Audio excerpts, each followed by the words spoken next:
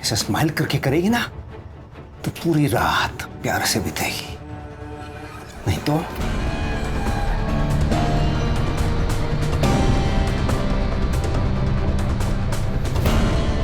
मेरे भगवान को किसी की नजर ना लगे।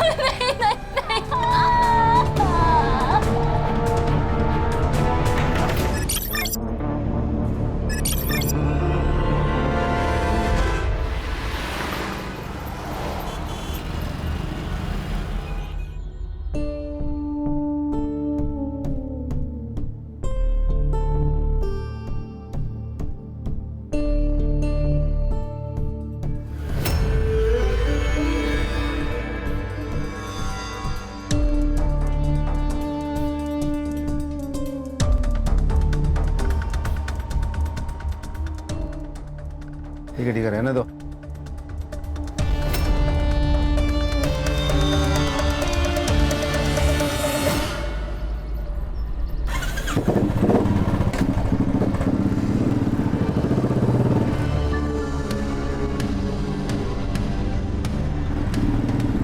जयंत भाऊ जिंदाबाद, जयंत भाऊ जिंदाबाद, जयंत भाऊ जिंदाबाद, जयंत भाऊ जिंदाबाद।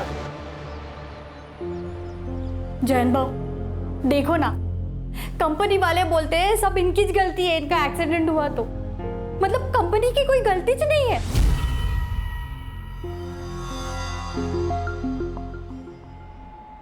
अरे घाबरायचं नाही, जोपर्यंत हो जयंत हाय काय एकदम।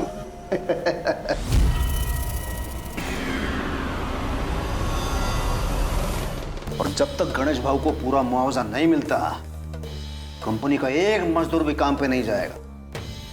ए हीरा, हो भाऊ सबको बोल दे। हो भाऊ।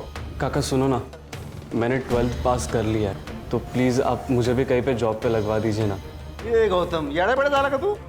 हाँ? तू टेंशन मत ले, इधर बैठा है ना मैं।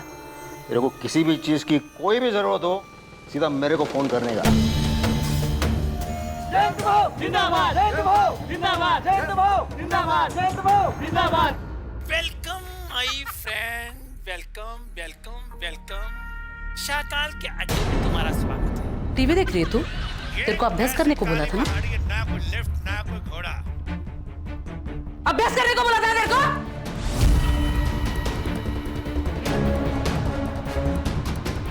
दिखाती हूँ मैं तुझे अभी। काटी कुटे गेली माझी? यार तुम दोनों की किटकिट खत्म ही नहीं होती। बाबा देखो ना, आईने मुझे कितना मारा। तूने भी तो आई की बात मानी नहीं होगी ना?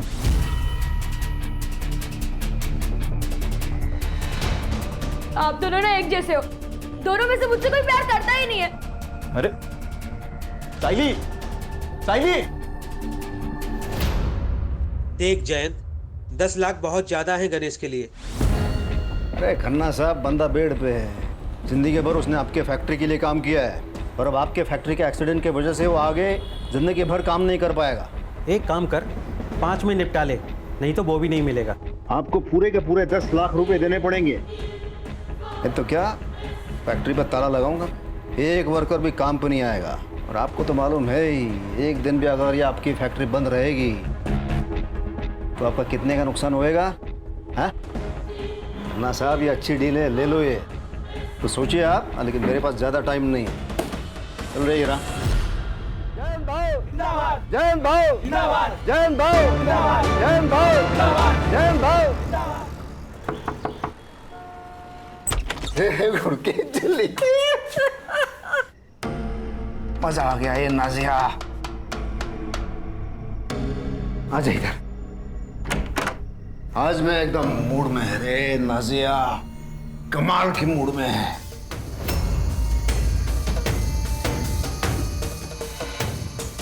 पता है लोगों ने मेरे नाम के नारे लगाए हैं, जय जयकार, जयंत भाऊ जय जयकार। एकदम ऐसे भगवान वाली फीलिंग आ गई मेरे को। अच्छा है, अगले जुम्मा ना हम लोग दरगाह जाएंगे और सिद्धिविनायक भी जाएंगे। नहीं, वो ऊपर वाले को बाद में याद करना, पहले इस नीचे वाले भगवान की सेवा कर। वो मेरा महीना चल रहा है। चल कैसे चलेगा ये? 9th में ये हाल है तो 10वीं में तो ये लड़की नाक ही कटाएगी मेरा। कहा था ना मैंने, इस आफत को मत लेकर आओ, लेकिन नहीं। अरे अनाथ आश्रम से किसी बच्चे को गोद लेते ना तो भी चलता, लेकिन नहीं, तुमको चाहिए थी तुम्हारे भाई की लड़की। क्या करें, फंस गया पर। मैं क्या मानते, इसको वापस गांव भेज दो, गांव ही भेज दो।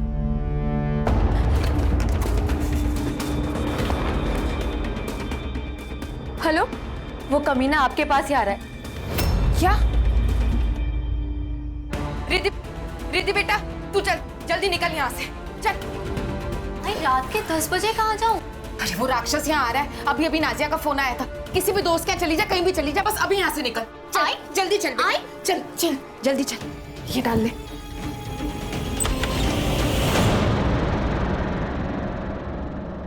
अरे मेरी हीरोइन, क्या ये इसे रेडी होके तू कहाँ जा रही है? अरे आज मैं बहुत खुश है। अरे क्या मस्त दिन किया मेरा, पता है? तू जाना और मेरे लिए थोड़ा सा नमक मिर्च लेके आ, मेरी हीरोइन। जा।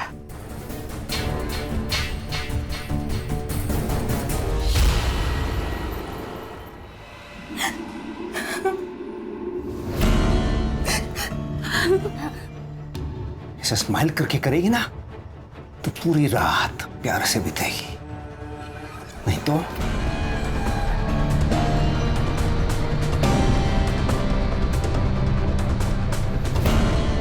मेरे भगवान को किसी की नजर नहीं।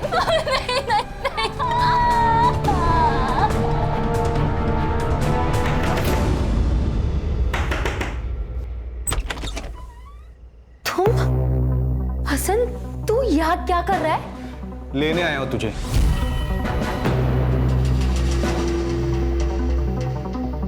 तू मेरी थी नाजिया।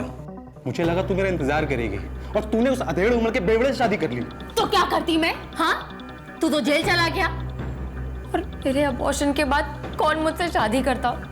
और वो तेरा नेता मेरे पीछे पड़ गया था, भागकर मुझे मजबूरन मुंबई आना पड़ा। तू इसे 10 साल के बाद वापस नहीं आ सकता। मैं अभी 6 महीना पहले जेल से निकला हूँ और 6 महीने से तुझे ढूंढ रहा हूँ। देख अब जाके मिली है तू। देख मुझे पता है तू तेरे पति के साथ खुश नहीं है, लेकिन वो मेरे बच्चे का बाप है और मैं उसे कभी नहीं छोड़ सकती। और तेरे को पता नहीं है, जैद बहुत ताकतवर है, वो कुछ भी कर सकता है। ए नाजिया, मैं दुर्गापुर का सबसे बड़ा शार्प शूटर हूँ, हमें किसी से डरने की जरूरत नहीं है। तेरा वो जयंत है ना, इसके लिए तो मेरी एक गोली काफी है।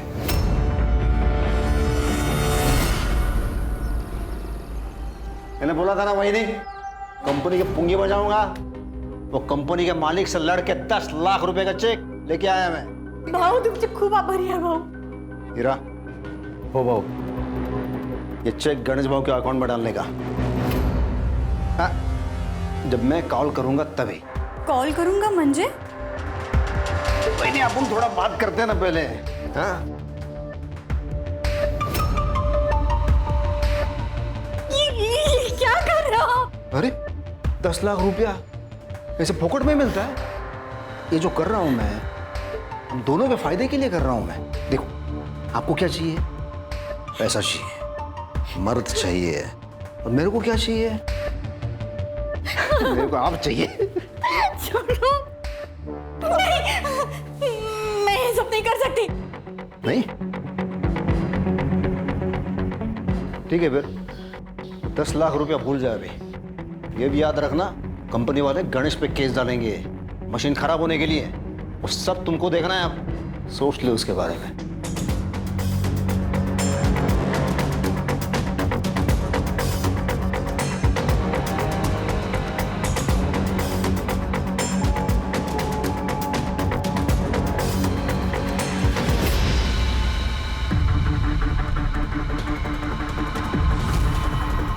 साइली, ये क्या कर रही है तू? चोरी कर रही है तू? हाँ, चोरी करेगी? आज मैं तेरे को नहीं छोड़ेगी, आज नहीं छोड़ूंगी। साइली, तू कुछ करो ना। अरे वो सर्विस करने में साइली।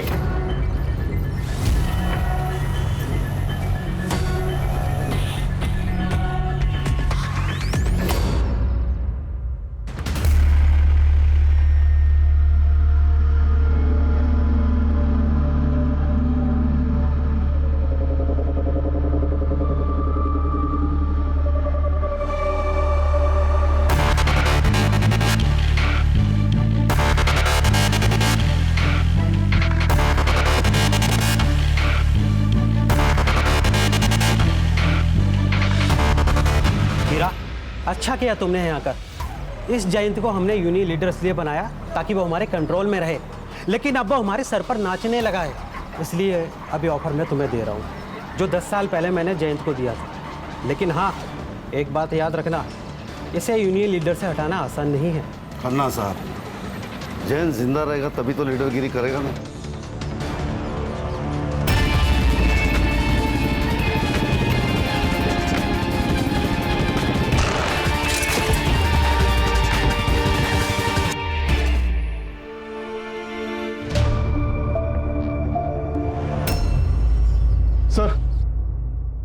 सर, थानेवासी एरिया के यूनियन लीडर जयंत पवार को किसी ने गोली मार दी।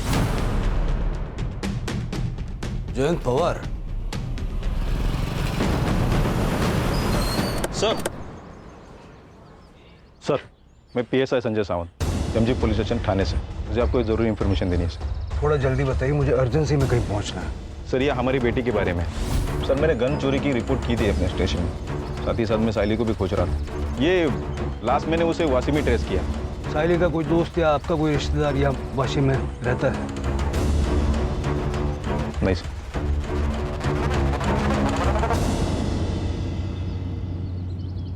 अरे रुकिए रुकिए, अरे वो देखिए लड़की। हाँ तो हम क्या करें उसमें? ऐसे कैसे? उसे हम अकेला नहीं छोड़ सकते।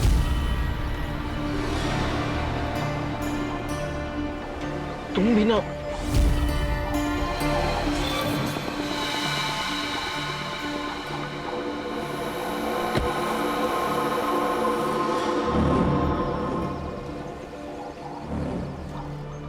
बेटा, अरे नहीं नहीं बेटा, डरो नहीं, मैं कुछ नहीं करूंगी तुम्हें। तुम ठीक तो हो? खोई हो क्या? चल, हम यहीं पे रहते हैं, हमारे साथ घर चलोगी? आओ।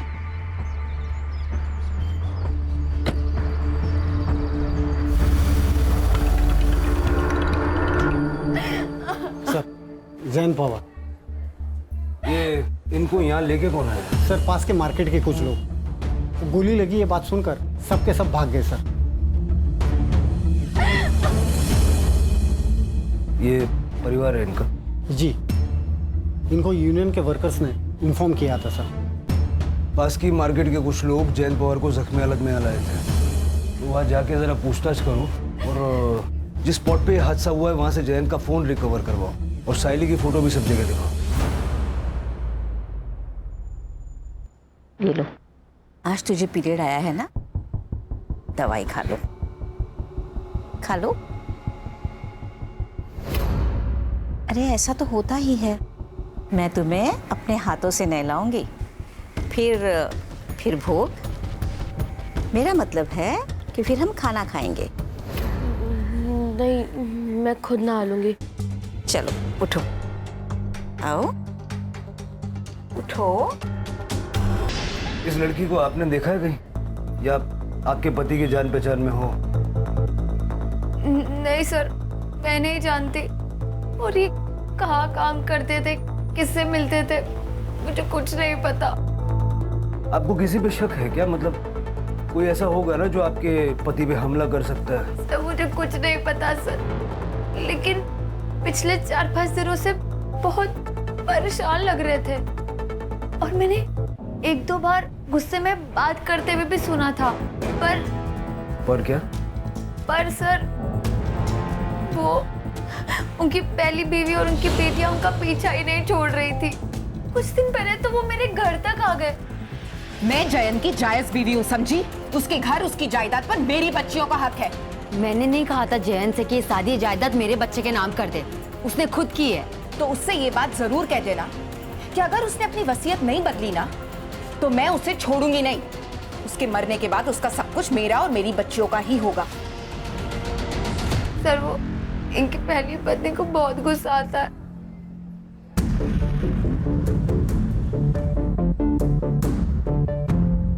लगता है आपके पति को भी बहुत गुस्सा आता था। मैडम, मर्दों का तो खून गर्म ही होता है। उनकी पहली पत्नी की डिटेल्स हमें चाहिए। आप अपना फोन नंबर इनको दे दीजिए। सर, वो दरअसल मेरे पास फोन नहीं है। इनको नहीं पसंद था कि मैं फोन वगैरह यूज करूं, लेकिन आपको इनके फोन में सारी डिटेल्स मिल जाएंगी। ये जैन का रोज का आने जाने का रास्ता था, आपने कुछ देखा था? और उनका फोन वगैरह मिला? फोन का तो ध्यान नहीं है, लेकिन वो रोज आते जाते तो हम लोग को मालूम रहता। इस लड़की को देखा पहले? नहीं साहब। आपने? नहीं सर। मैडम, आपने देखा इसे? नहीं सर ये टोपी मिली है, शायद जैन की होगी। और ये बुलेट शेल वहाँ उधर गिरी थी सर। और सर ये 9 mm है। 9 mm?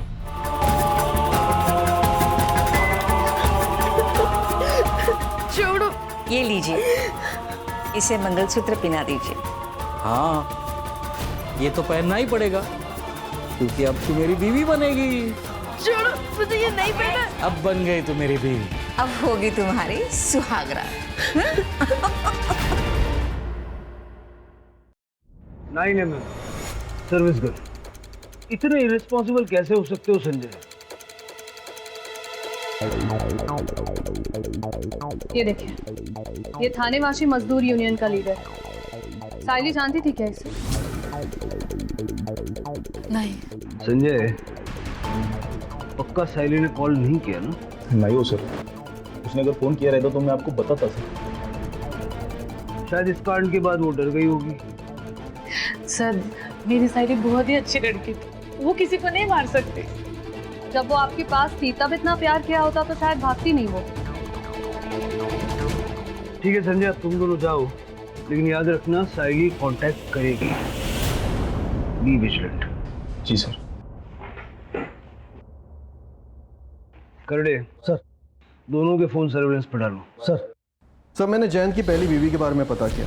10 साल पहले उसने उसे नाजिया के लिए छोड़ दिया था, लेकिन दूसरी शादी के बाद भी वो अक्सर शीला के घर जाता था और उसे और उसकी बेटियों को मारता था। दरअसल वो अपनी बेटियों को पसंद ही नहीं करता था, इसलिए वो चाहता था कि सारी प्रॉपर्टी अपने बेटे के ही नाम कर दे। मतलब पहली बीवी शीला के मन में भी इतना गुस्सा तो भरा हुआ था कि वो जैन को जान से मार डाले। सर, हो सकता है शीला ने खुद ना मारा हो, किसी को कॉन्ट्रैक्ट देके मरवाया हो। करडे सर, जरा चेक करो जयंत की किसी ने सुपारी उपारी ली है क्या? सर, सीसीटीवी में क्या मिला पंकज? सर, बहुत ही छोटा मार्केट है। मेन एंट्रेंस पे एक सीसीटीवी कैमरा है, लेकिन जिस गली में शूट आउट हुआ वहाँ पर कोई भी कैमरा नहीं है। फिर भी उस एरिया का अच्छे से फॉरेंसिक करवाओ और नाजिया के घर के बाहर अपना एक कांस्टेबल सिविल ड्रेस में लगवाओ। हो सकता है कि शीला नाजिया पे या उसके बच्चे पे अटैक करने की कोशिश करे। जैन सा फोन सापड़ लगा? नहीं मिला सर, सब जगह पे देखा, कल से नंबर भी बंद आ रहा है सर। सीडीआर मंगवाया है सर। कोई जयंत को गोली मार देता है और उसका फोन लेके भाग जाता है, उस फोन में कुछ ना कुछ तो होगा। हो सकता है सर उस बच्ची ने चुराया होगा बेचने के लिए।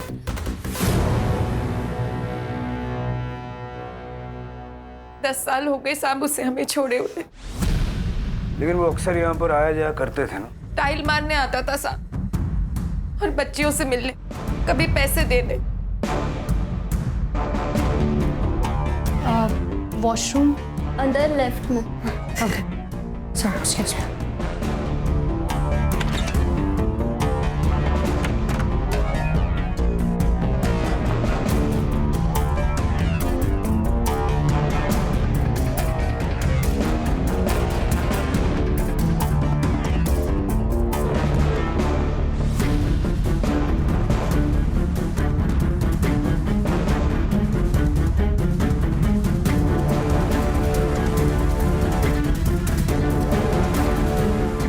आपके पति ने अपना घर नाजिया के बेटे के नाम कर दिया, गुस्सा तो आया होगा आपको। और हमने सुना है कि आपने धमकी भी दी थी। हाँ साहब, लड़ाई की थी मैंने अपनी बच्चियों के हक के लिए। अपनी शादी तो बचा नहीं पाई, उससे क्या मारूंगी।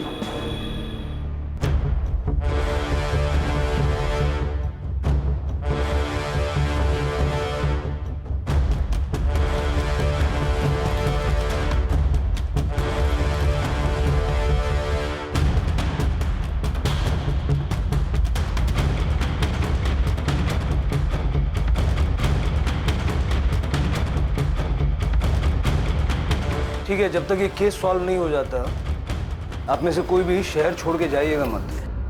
जी सर मुझे लगता है जयंत अपनी बड़ी बेटी रिद्धि के साथ कुछ गलत कर रहा है सर।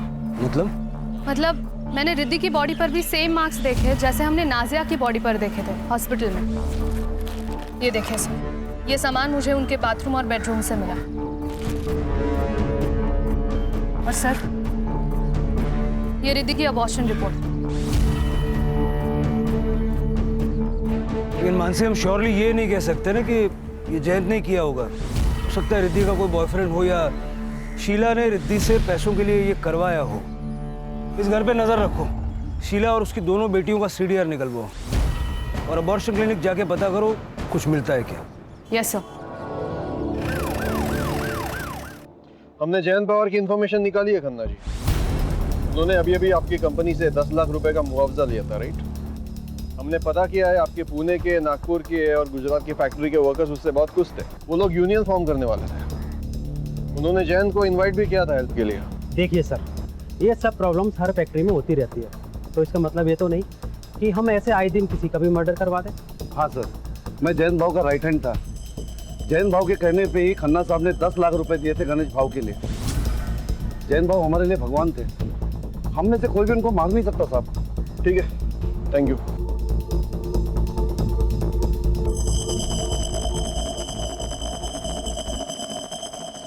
सर हमने साइली के दोस्तों से और क्लासमेट से दोबारा बात की और आपके कहने के मुताबिक सबके घर पे भी गए, लेकिन साइली का कहीं कुछ पता नहीं चला। मैडम, जयंत, शीला और उनके बेटियों की सीढ़ियाँ।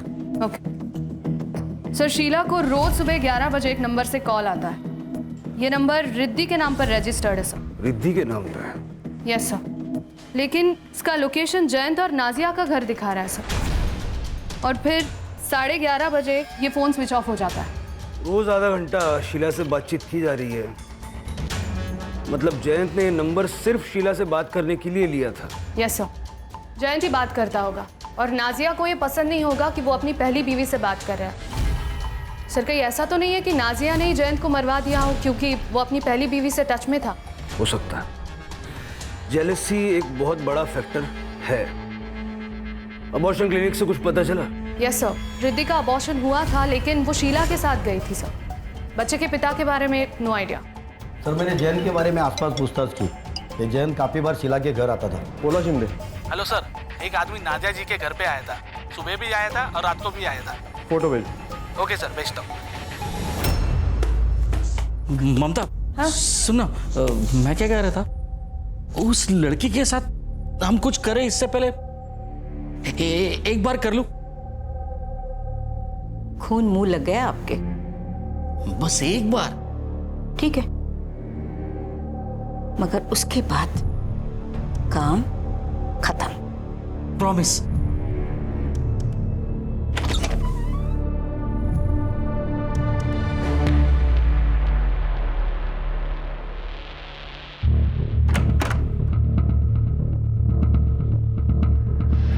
नाजिया जी, ये बंगाल का शार्प शूटर हसन अली आपके घर के चक्कर क्यों काट रहा?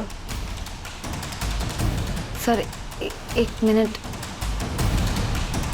बंटी इधर आओ, आप अंदर जाके खेलो। ओके, मम्मा आती है।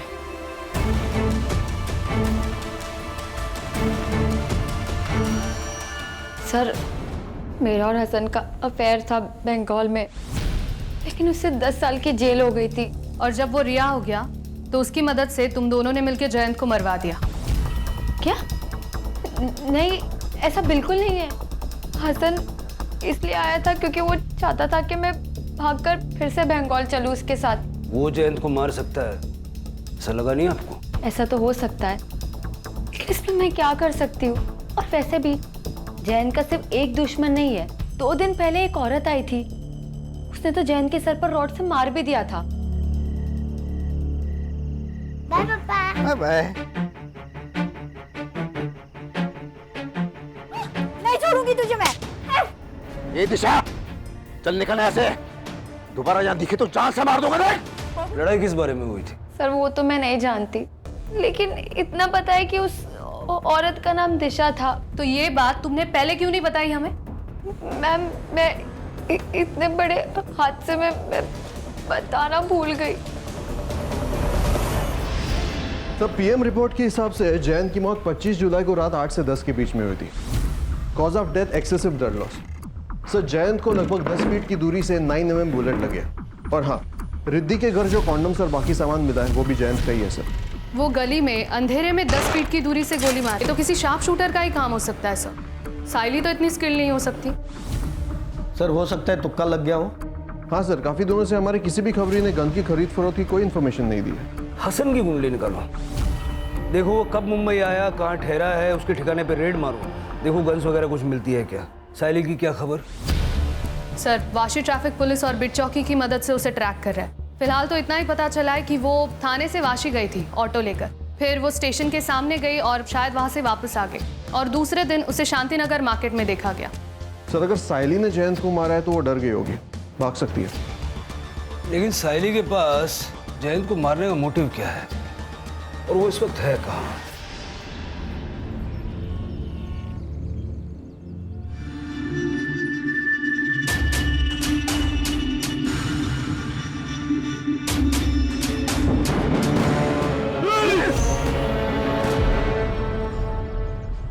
साहब, जयंत मुझे ब्लैकमेल कर रहा था। 2 दिन तक उसने मेरे साथ जबरदस्ती की। अगर मैं उसकी बात नहीं मानती तो वो मुझे पैसे नहीं देता। आपने जयंत पे अटैक क्यों किया? उसने मेरी और उसकी फोटो 1-2 मजदूरों को दिखा दी थी। साहब, मेरा बेटा जवान है, पुणे में पढ़ता है। अगर उसको ये बात पता चल गई तो वो अपनी माँ के बारे में क्या सोचेगा साहब?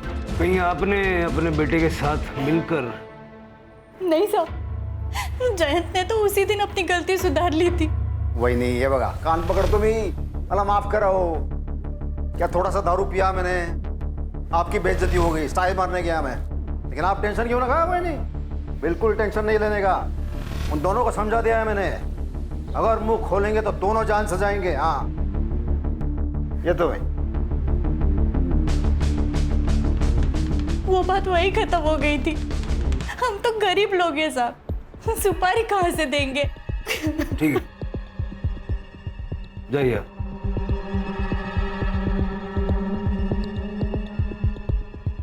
मानसी सर, इसके बेटे की कॉल डिटेल्स निकालो तो जरा पता करो किन 2 मजदूरों को जयंत ने वो बात बताई थी। Yes sir. हेलो, क्या? सर ये तो साइली है, संजय की बेटी। सर बॉडी की हालत देख के तो लग रहा है कम से कम 2-3 दिन पुरानी होगी। मतलब जयंत की बॉडी से भी पहले से साइली की बॉडी यहाँ पड़ी हुई थी। इसे शायद बांधा होगा और बहुत मारा होगा। और सर शायद जबरदस्ती भी की गई होगी।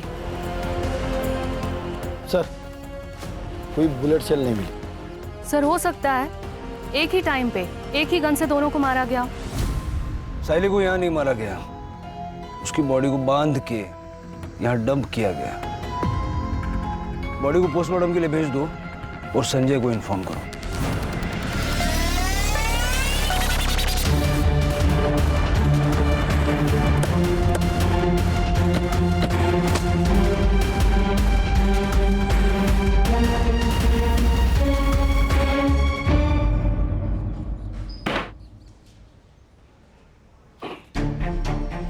छह महीने पहले तू रिहा हुआ और 6 महीने में दर्जन से ज्यादा शूट आउट में तेरा नाम आ रहा है। फेमस है तू। नाम आने से क्या होता है? सच थोड़ी ना हो जाता है। इतना दूध का दुला हुआ नहीं है रे तू। नाजिया ने सब बताया है। वो जयंत पवार को अंधेरे गली में जैसा शूट किया ना, वो शूट करने के लिए आलतू फालतू आदमी नहीं चलेगा, शार्प शूटर चाहिए, जैसा कि तू। साहब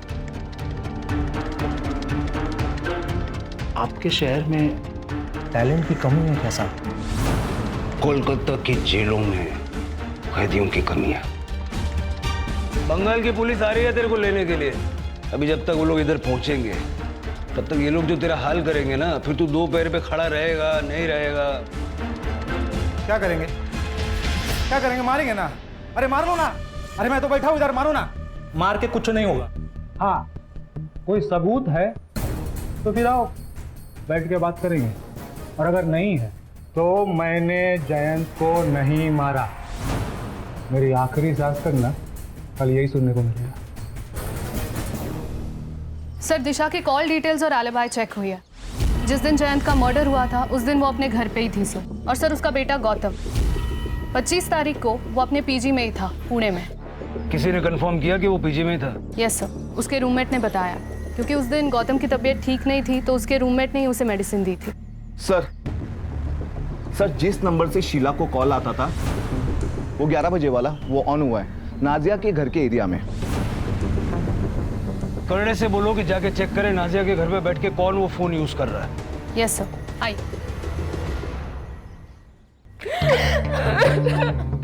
हमने जयंत को नहीं मारा है। आप लोग ये आंसू थोड़े से बचा के रखिए। कहानी में ऐसा ट्विस्ट होगा हमने तो नहीं सोचा था। आप दोनों ने मिलके अपने पति जयंत की सुपारी दी। मानसी, वो साइली की फोटो दिखाओ जरा। जयंत के बारे में तो मेरी समझ में आता है, बच्ची को क्यों मारा? सर, हमने इसे नहीं मारा। हम तो इस लड़की को जानते तक नहीं है। एक बात जयंत की, जब हमको भी हमारी तरह रोज मार खाना पड़े तब पता चलेगा कि कैसा लगता है। जब जयंत ने नाजिया से शादी की तो मुझे बहुत गुस्सा आया साहब, लेकिन जब मैंने इसकी हालत देखी तो मुझे समझ आया कि जयंत को बीवी नहीं, बस अपनी अय्याशी करने के लिए औरत चाहिए। और सर, जब मुझसे उसका मन भर जाता तो वो रिद्धि के साथ, अपनी बेटी के साथ। रिद्धि जयंत की बेटी नहीं है साहब। जब हमारी शादी हुई तब मैं पेट से थी। मेरे पिता ने ढेर सारा दहेज दिया था, इसलिए जयंत ने कुछ नहीं कहा। जिस किसी ने भी उस जानवर को मारा है ना, सही किया। फिर आपने एक दूसरे के खिलाफ क्यों बोला? अगर हम आपको ये बताते कि हम दोनों के बीच में कोई प्रॉब्लम नहीं है तो आप लोग हम पर शक करते। पंकज,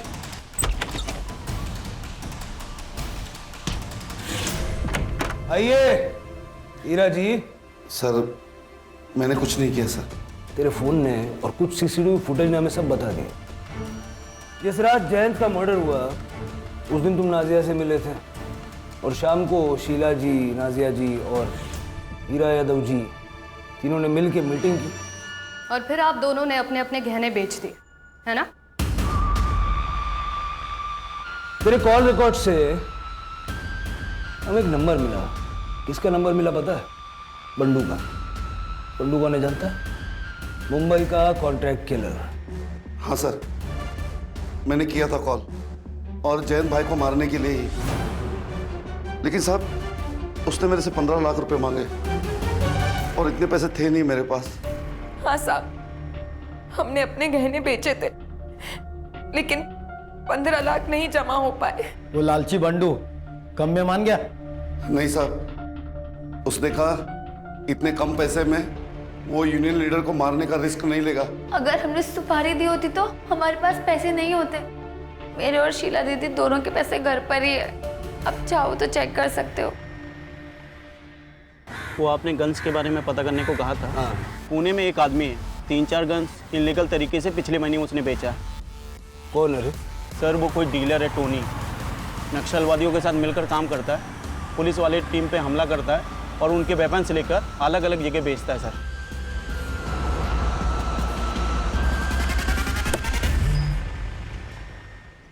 सर, साइली की postmortem report sir. Raped multiple times.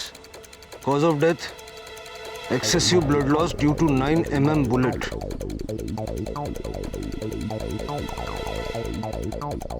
Semen भी है। टाइम ऑफ डेथ 25 जुलाई रात 10:30 से 12:30 के बीच। सर, इसका मतलब जब जयंत की बॉडी हॉस्पिटल लेकर गए थे तभी इन लोगों ने साइली की डेड बॉडी यहाँ डंप की होगी। सर, साइली की बॉडी हमें जिस स्पॉट पर मिली है वो स्पॉट मेन रोड से थोड़ा हटके है। लेकिन आए तो किसी न किसी रास्ते से होंगे ना। हॉस्पिटल से टाइम पता लगाओ, जयंत की बॉडी को किस वक्त वहां ले जाया गया, और मार्केट के एंट्रेंस का सीसीटीवी एक बार चेक करो। आसपास के लोगों से पूछताछ करो, किसी ने कोई मूवमेंट नोटिस की है क्या, और क्राइम सीन दोबारा से चेक करो, क्योंकि दोनों मौतें 25 तारीख को हुई है।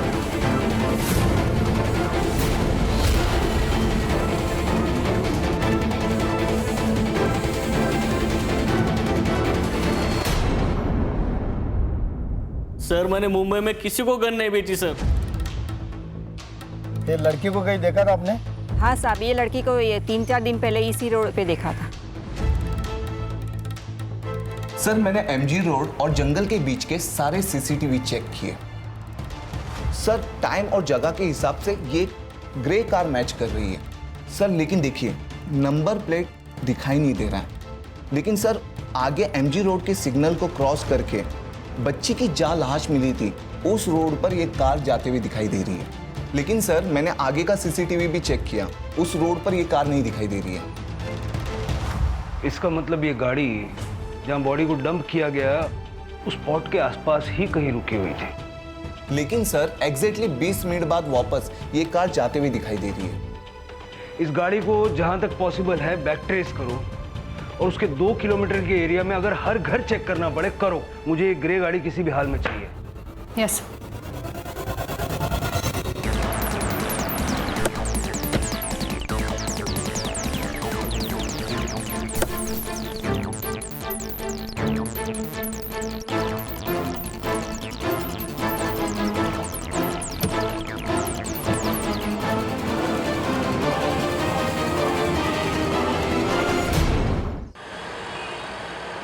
हमने कुछ नहीं किया है सर।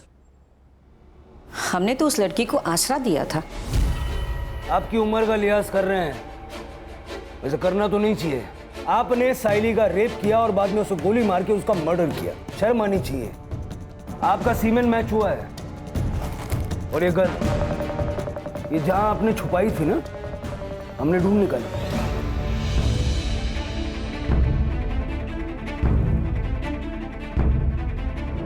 इसी गन से साइली पे गोली चलाई गई थी। ये मेरे पति हैं, इन्हें कैंसर है। डॉक्टर ने कहा है कि कोई भी दवाई इन पर असर नहीं कर रही है। पीर बाबा ने कहा कि इनकी दूसरी शादी करो, वही इनके संकट को हर सकती है। इसीलिए हमने उसके साथ शादी करवाई। उसने तो कहा था कि उसके माँ बाप उसे पसंद नहीं करते, भाग कर आई थी यहाँ पर।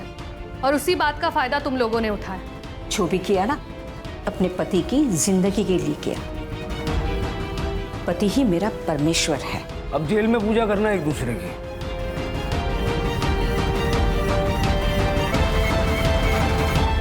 सर फिर ये जयंत पवार को किसने मारा होगा?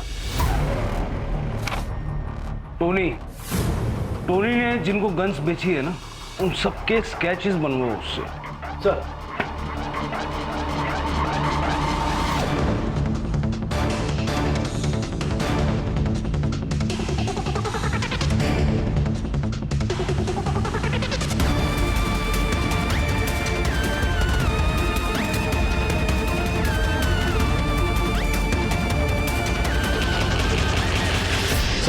मैंने इसे 2 बार सीसीटीवी फुटेज में देखा था।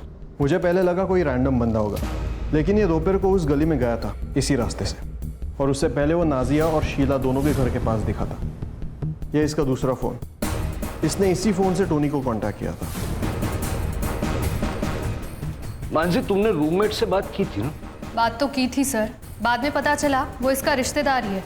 झूठ बोला था उसने सर। दिशा को बहन मानता है वो। और क्या करता सर? उस राक्षस से लड़ने की हम में से किसी में हिम्मत तो थी नहीं सर। उसने मेरी माँ के साथ, जब मुंबई से मेरी माँ को सरप्राइज देने के लिए आया था,